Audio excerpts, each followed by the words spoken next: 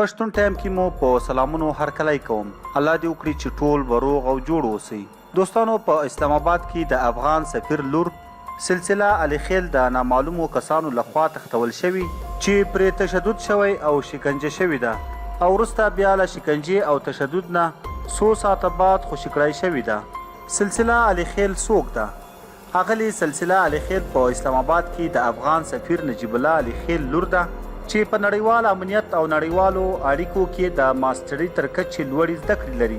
په کال 2019 کې د پاریس په ساینس پوهنتون کې د ماسټري لپاره داخله اخیستې.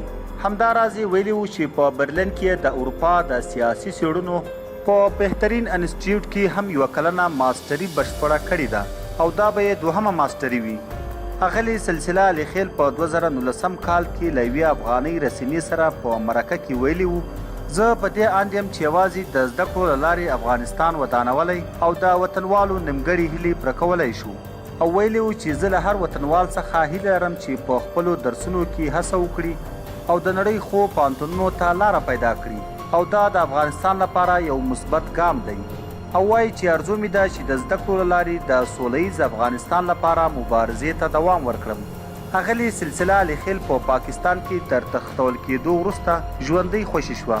سلسله علي خیل تختول، شکنجه کول د کوربه هیواد د ټولو ډیپلوماټیکو او نورو نړیوالو منل شویو اصولو خلاف عمل او په تاریخ کې تر ټولو سپک، بې ضمیره او بې وجدانه کړنه ده. او د کوربه دولت دا مسؤلیت دی چې د ډیپلوماټیکو اصولو قوانینو مطابق د ټولو ډیپلوماټانو امنیت وساتي او له هر ډول ځورولو څخه یې خوندي وساتي. د سفیر صاحب د سفارت د ټولو ډیپلوماټانو او هیوادوالو عزم او قوت داسې کړنې نشي کمزورولی. ملي مسایلو ته به لا پاملرنه وشي.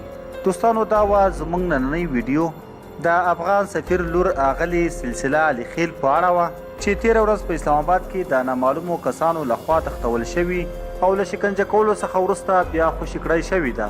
دوستانو، تاسو یې په اړه څه نظر لرئ؟ په کمنټ کې مو خپل نظر خامخا شریک کړئ او د نورو داسې تازه او معلوماتي ویډیوګانو دپاره پښتون ټایم چینل همدا اوس سبسکرایب کړئ.